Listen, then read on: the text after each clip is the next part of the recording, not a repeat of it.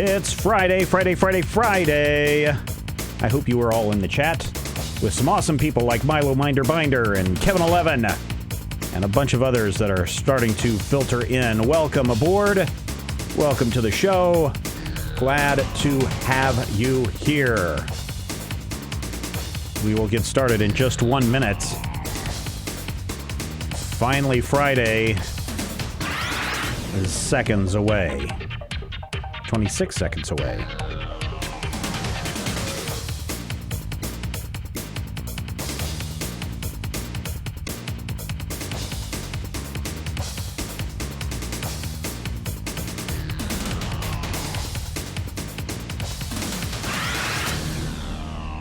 Finally, Friday is being brought to you this week by Major Spoilers VIP and Patreon members from around the world. You can show your support for everything we do at Major Spoilers, including this show, by heading over to patreon.com/Major Spoilers. Well, happy Friday to you. I hope it's a good Friday for you. It's not Good Friday, but it is a Friday. But I hope it's wonderful. We got a lot to talk about, but first, let me bring in my wonderful guest this week, Ashley Victoria Robinson. Hello.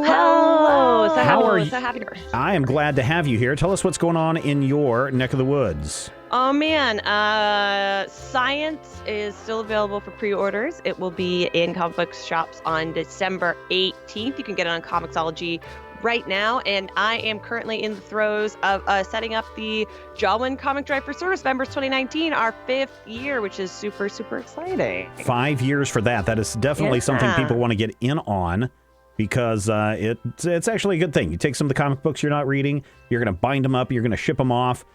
Jason's going to tabulate it and get some other people to kick in comics as well. I will say I tabulate it. Oh, okay. Well, Ashley does all the work. Jason just puts his name on it.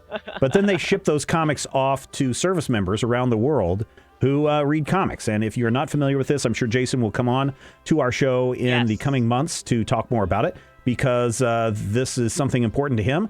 And it actually helped him when he was stationed in Iraq when he was there. So that is something that we are looking forward to as well. And I think this year I'm going to donate probably not a crap ton, but at least a metric ton of comics, because as people know, I had that horrible disaster happen to the Nerd Room of Doom, where a bunch of boxes got ruined. Now, fortunately, no comics were ruined. Well, some trade paperbacks, but they don't count, right?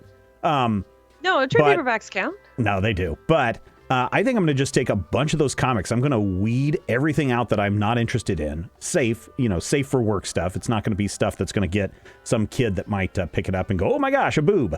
But we're going to pack all that stuff up and we're going to ship it off and be a part of that this year. So some of that may even be happening this weekend, Ashley. Ooh, exciting. Yeah. What else is going on? You are writing a fantastic series of articles over at majorspoilers.com. For those of you who don't know, this is about a year that you've been doing this, I want to say. Yeah, I think a little over a year. It's called Did You Hear? A weekly examination of entertainment and headlines filtered through the week, so that it's not this brash jump to, oh my gosh, did you hear so-and-so, such and such? And what does that mean? And then the next day it all falls apart. No, Ashley takes some time and takes a look at it and thinks about it and contemplates. And Ashley, what's going on in the world of entertainment this week? Marvel Studios is exploding in all sense of the world, and Marvel adjacent things. Venom is eyeing a casting choice for their villain for Venom 2.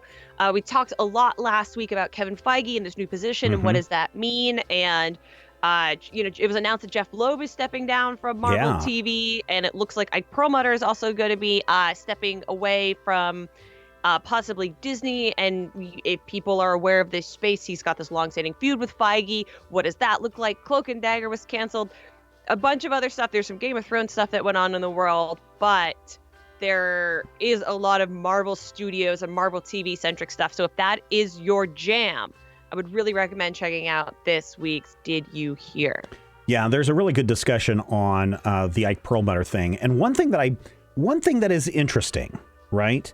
Is that these things don't happen overnight, right? So it's not like they wake up one morning and they say, Kevin, you're now in charge of all this stuff. Let's send out a press release to all the news outlets and just go from there. These are things that there's probably a good chance that some of this stuff happened a month or two or more ago, And it's been slowly working in to see how he works. And then now that he's in place and he's good to go and everything's moving like a well-oiled machine, that's when they put out the announcement? Yeah. That's what happens with a lot of things typically. And I know that that's why sometimes it feels like things are imploding or exploding all at once. But once all of this stuff trickles down to news outlets and embargoes are lifted, unless someone is breaking something that they got from some sort of insider, it's all stuff that's been in play for a long time. So one thing that people may remember is Ike Perlmutter really despised, and this was probably early on when Kevin was there, but he really despised not only the Marvel Studio stuff, but he despised anything having to do with Fox Studios. So even before Disney was thinking about buying Fox, there would be rumors, whatever, they seem to bear out, that suddenly X-Men has a new movie coming out, and suddenly all the X-Men titles get canceled at Marvel, or they're, reduced down to one book. We're killing off Wolverine. We're killing off the X-Men. We're going to put the Inhumans in the front because we don't own the X-Men movie franchise, so we're not going to profit off of this, which is fine, whatever. I think a rising tide lifts all ships, right? Yeah. But now Disney has purchased Fox, and this was, done 6 months ago or something like that. But now we have this sudden explosion of X-Men titles. And that closure, even though everyone knew it was coming, I have a feeling that Mr. Perlmutter was probably not in charge of the decision to come out with all those new X-Men titles. Is going to be my guess. But we do know that Marvel Studios now has control, or even a certain amount of control over X-Men, and right. I think it's no small feat that we have seen this explosion of X-Men titles, which in my opinion up to this point have all been pretty great. But also back when this sort of not rivalry but clashing of personalities between these two executives happened, Kevin Feige was actually given a different role, a new title, more autonomy. Now he's been given a different role, a new title, more autonomy. So I think for me, and so I would assume certainly for people on the inside, and we pulled this from a Variety article. There's quotes up on in the Did You Hear article. It seems like it's very clear where Marvel Studios, what basket they want to put their eggs in. It's just a matter of time as to when it comes down. And I know people have similar feelings about some people over on the Warner Brothers side, but I wouldn't be surprised if this is not the last we hear of this saga anyway. Oh no, I'm sure not. Now it seems, or it sounds like, as you kind of mentioned a moment ago, that Perlmutter may be on his way out. I mean, he still kind of owns and controls, has the majority stake in Marvel, and he's got a seat on the Disney board. I wonder if and this again gets into a politics area, but I wonder if any of his personal politics, are weighing in on this whole we're moving Kevin up, and we are reducing his control over certain things, especially now the TV side and the comic book side, because as Feige is now the chief creative officer, he kind of has control over all of that stuff. So I wonder if Perlmutter's personal politics didn't kind of come up to bite him, or if he's just old enough to say, you know what, I'm ready to take a Disney buyout and I'm out the door. And it might be a really good buyout. Also, we don't know what the terms of his original contract is. Like, his contract could just be up and they're not electing to renew him. I don't want to stray too far into politics. No. Because that's not what we do. But Perlmutter does have very strong political beliefs. He's invested a lot of money in, who he believes is the right horse. And I think it would be naive to assume that weren't part of it. I don't think that's the whole thing. Probably not. But it's just one of those things that for me, I have to say, I wonder if that wasn't part of it as Disney tries to, thread that very narrow needle. And they got into a lot of flack, was it last year, 2 years ago with the Roseanne thing? Yes, they did. And over her political statement. And so I can't help but wonder. Now, for those of you who are wondering, did he invest all of his money? It's not that he invested his money. He did. He was, my understanding is he did contribute a large amount of money to He Who Shall Not Be Named. Mm-hmm. But the reason why he did that, I think, even though I don't agree with the politics of the person that cannot be named, I do agree with what Perlmutter was doing, is he was trying to get an ear for the administration to do some stuff with veterans' rights or veterans' health care. Mm-hmm. Was the main reason he did that. So for me, I'm like, yes, that's a great way to do it. But still. So I don't know. Disney, this is really a weird time for how partisan politics can play into the entertainment industry. Yeah. And I think we're going to see more of that going forward. It's very divisive right now. So we're all trying to tread carefully as we discuss, potential aspects. Speaking of treading cautiously, Marvel movies. Oh, is it cinema? Is it cinema or is it just a movie?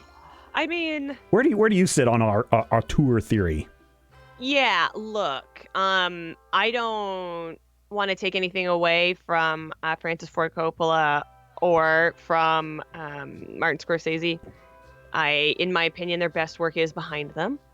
So perhaps they should let the modern, zeitgeist do as it will. I had the very same thought about Steven Spielberg when he said Netflix movies aren't real movies. Yeah. And then went right around and accepted a deal at Apple.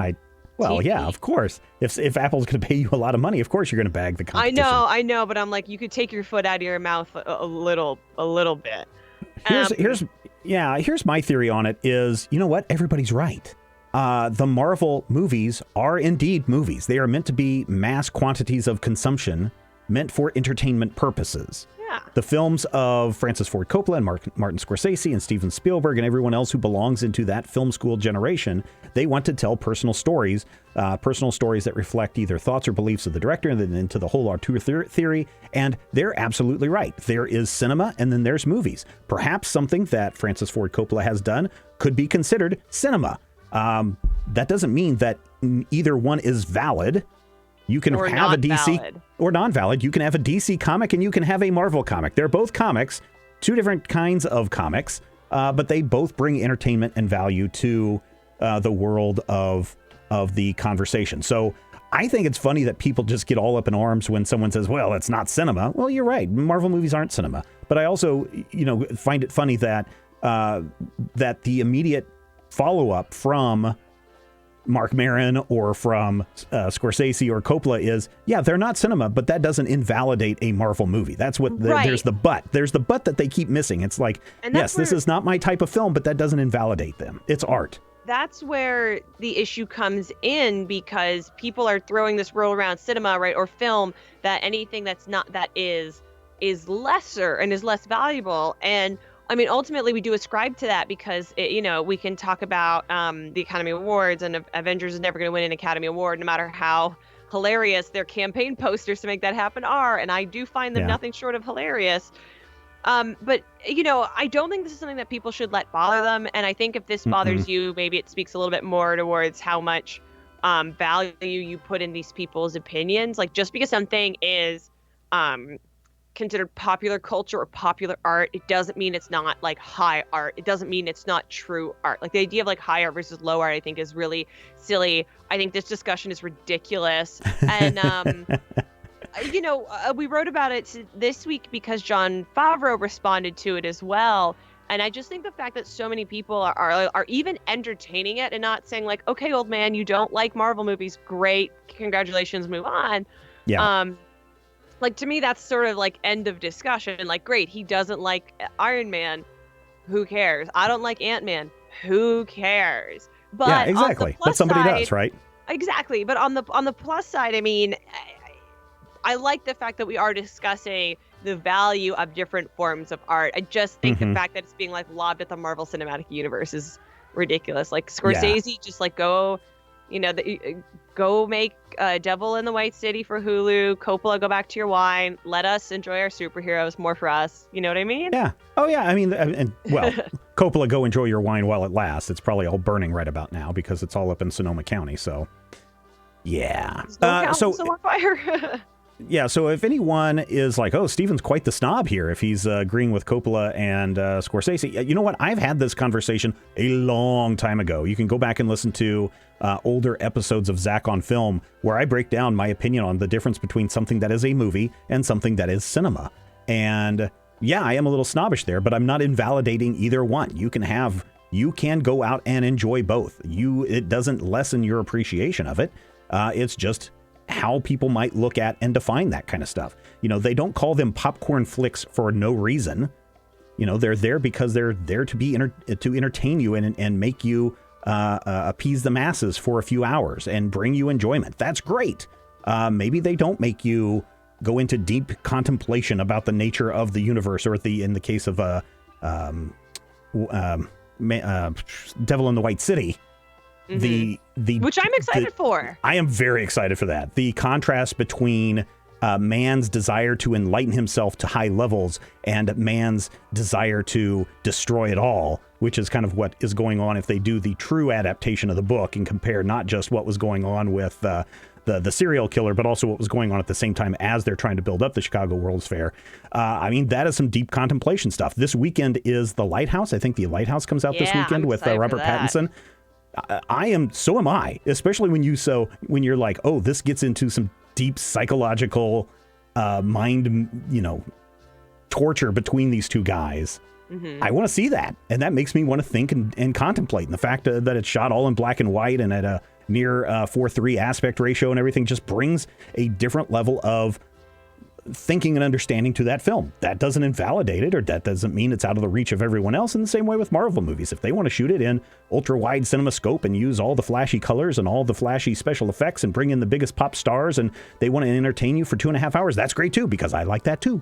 I like it all. I like good stories. I like good acting. I like good cinematography. I like good directing. I like Steven Spielberg. I like Martin Scorsese. I like Ashley V. Robinson when she goes out and directs videos. It's all good. So I think people get a little too worked up about that. I agree. What's going on with The Lord of the Rings? Do we know what is going on with The Lord of the Rings, this series over, where is this, at Amazon? Yeah, so I wanted to talk about this because we had our villain cast. So the villain is being played by, his last name's Maul, I'm sorry, I don't have it pulled up, but the gentleman who played Benjen Stark in Game of Thrones, who's Ned Stark's older brother, who was a part of the Night's Watch. If you haven't watched Game of Thrones, I'm spoiling it for you. Sorry, the show's over. Read the books. Who wound up becoming Cold Hands, which, that book that revealed that was published like a decade ago. I made the joke because will never stop being funny to me that this will officially mean if he is playing an ancestor of Aragorn, which he could be, this means that he is going to be related not only to Aragorn, but he's related to Boromir. So now they're officially related, which, don't at me. I know they're related, that they have a common ancestor even further back. Don't try with me. I still say we need to do that one-page reading interpretation of the Silmarillion. Who has the time, Stephen? I know, right? It is the Silmarillion, right? I mean, I'm definitely going to reread it, and that was a podcast idea that I pitched a while ago, but it's just a matter of when we're going to be able to make that happen. Yeah. I think this is super exciting news. I think he's a wonderful actor. I think he has a phenomenal look. His shadow really hung over so much of Game of Thrones. Mm-hmm. Even though he played ultimately, he was across multiple seasons, but he played such a small part. And I'm really excited to see him do a little bit more, because I do think he's great. I am a little annoyed because we don't know necessarily who he's playing, so there's a lot of still, people think he's going to be playing Morgoth. I think he's going to be playing the man who becomes Sauron. They think this, and any of those ultimately would be fine with me. I just wish that we would know. Some people think he's going to be Oran. And sometimes dealing in the uncertainty, I find a more frustrating experience, especially when it's something that you love so much. This is one of the reasons that I actually elected not to write about this for Did You Hear? Sometimes I do dive into speculation, but I try to be very honest about, this is me speculating, But I just think the better announcement, or the better thing to cover, at least for what that article series is going to be when they announce who he is. But he's the first actor that they've cast who I've known. There are a couple other names attached. They're working actors. I'm sure they're wonderful. Is Andy Serkis in this? Has he been cast? No. Okay. No, Andy Serkis is directing Venom, though. Okay, there you go.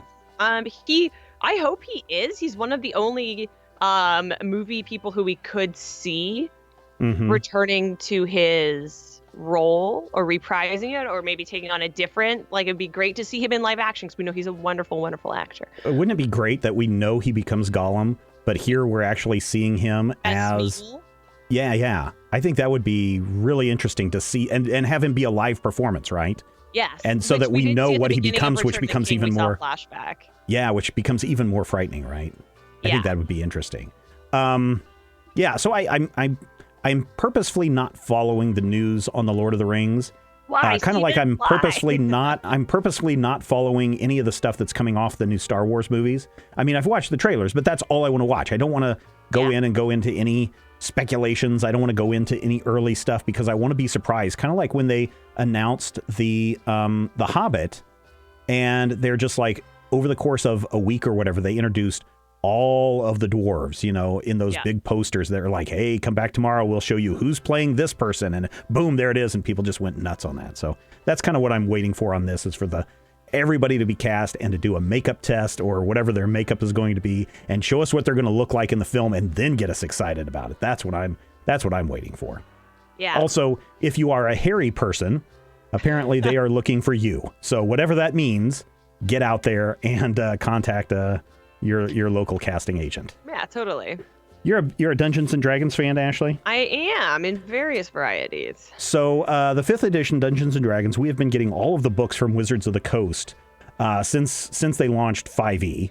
I'm not even playing it, but I have all of them, including all of the campaign stuff, including the original Tyranny of Dragons. Now, something they've been doing in the last, 8 or 9 volumes of things that they've been releasing. They've been releasing it with 2 covers. One is the traditional Dungeons and Dragons cover, and then they've been doing it, and I forget who the artist is on these special edition stuffs.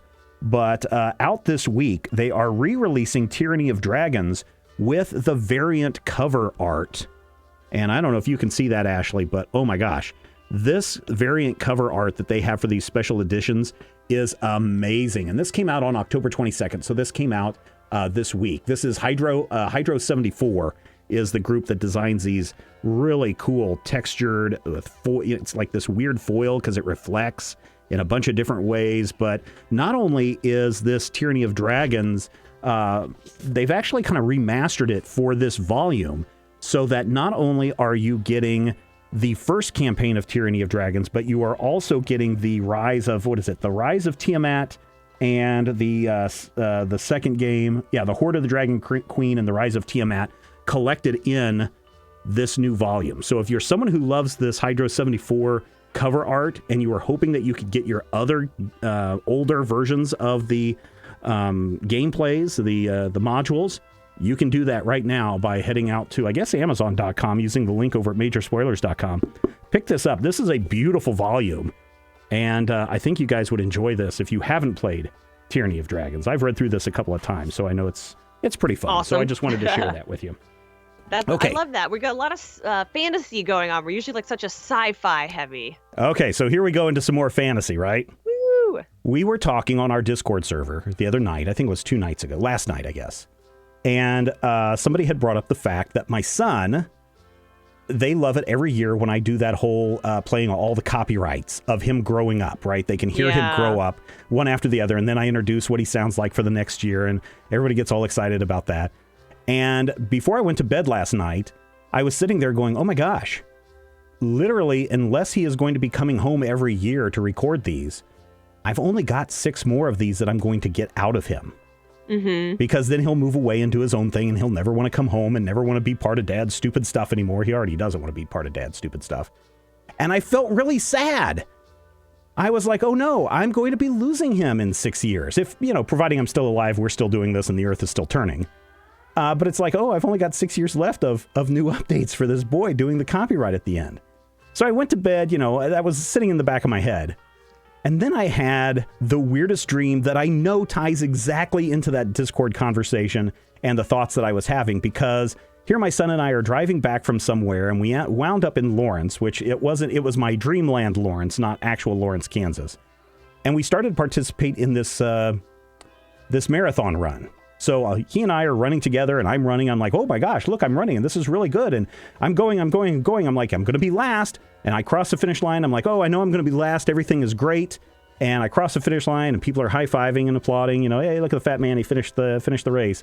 And I'm like, oh, my son should be here. He should be here, and we can just hop in the car, and we could be on our way. And this is all a dream. Again, this is all a dream. Mm-hmm. And I start looking around for him, and I'm like, where is he? I can't find my son. Now, he also wants to kind of go to KU, which is where Lawrence is at, which is where KU is at, is in Lawrence. So that probably also ties into the dream. And I'm just kind of panicking because I cannot find him. Mm-hmm.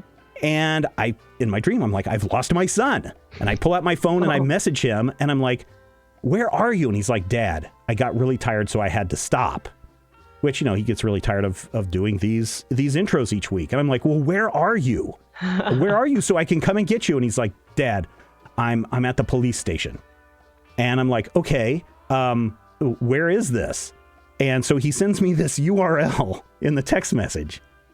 And you go to this place, and it's this website that the police had set up that has all the missing children that they have found that you're supposed to come and get. And it tells you, you know, I had to scroll down, find his name. And it says, okay, he's at this location. I'm like, okay, I don't know where this location is. And I'm running, and I'm trying to find things, and I'm going down this street and over this bridge, and there's all these things blocking the way. And finally, all these people are crossing the river, the Kansas River. Mm-hmm. And they're going through this tunnel. I'm like, okay, well, I should go through this tunnel too, because this is where everybody's going.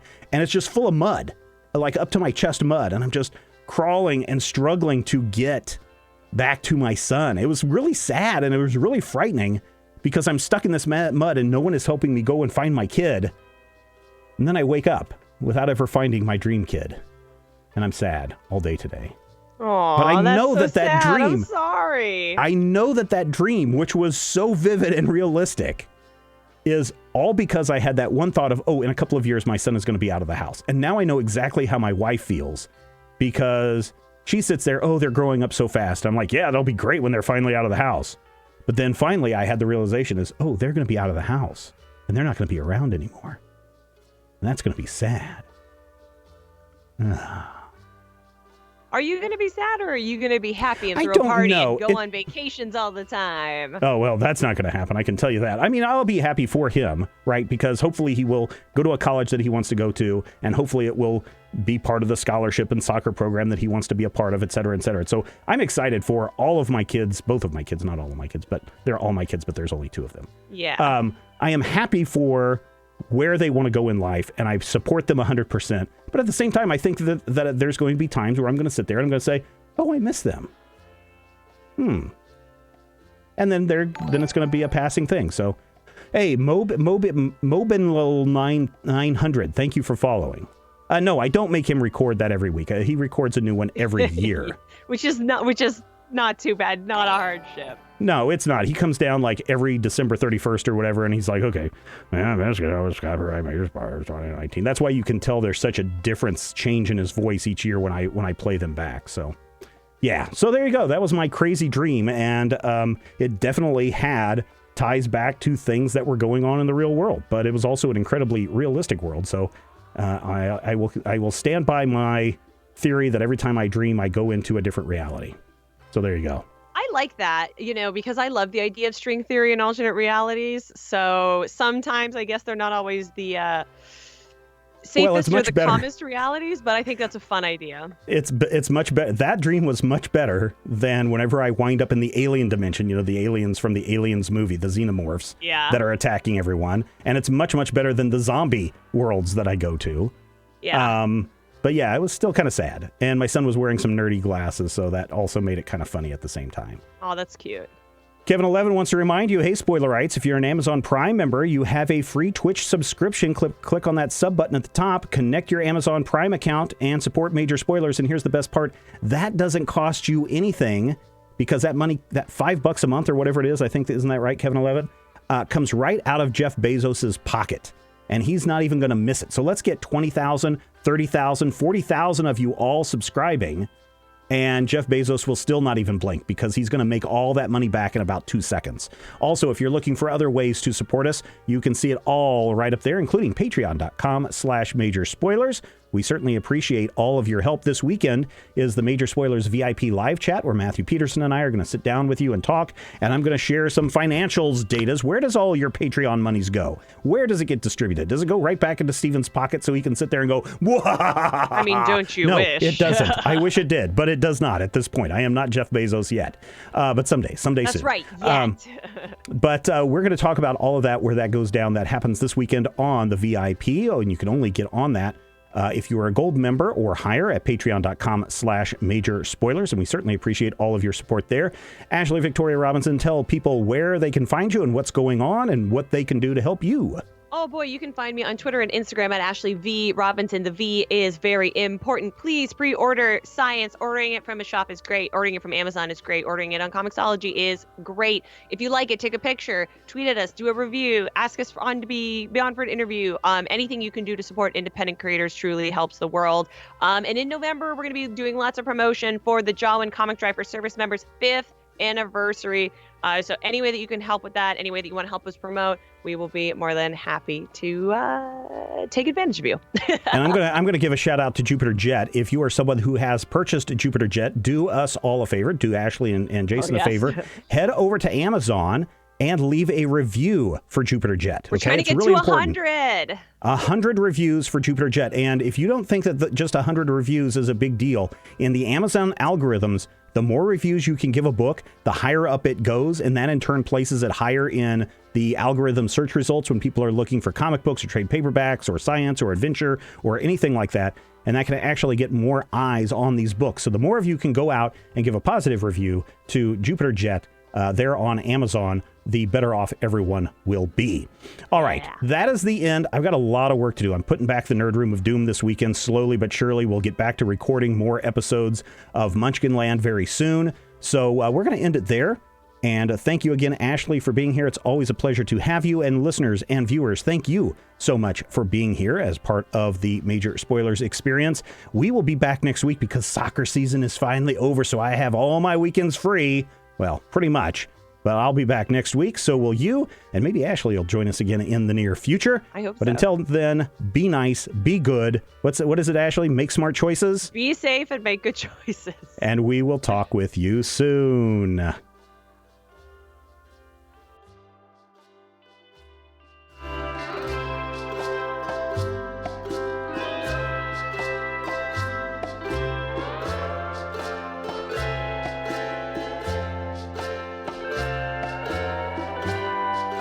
Oh, thank you, everybody. I love the shorter shows. I love the shorter formats.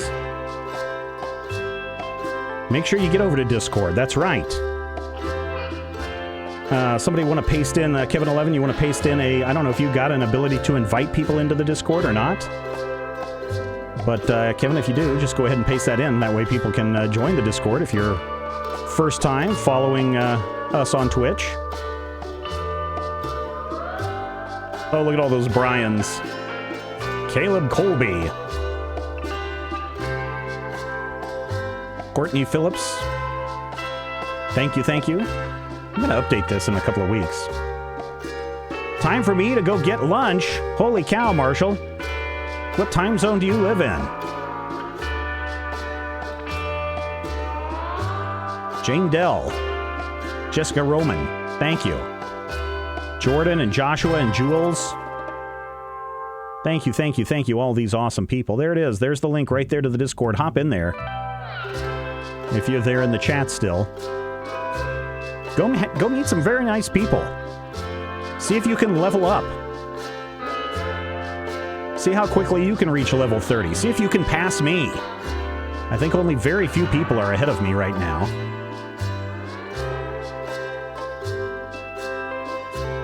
Oh, it says Pacific. I thought you said pathetic. I had a late lunch too, so now I've got to go get another kid, actually, food. Malone needs food badly. You guys have a great weekend. See you tomorrow on the VIP. And we'll see you on the game stream on Saturday as well. So take care, everybody. Bye-bye.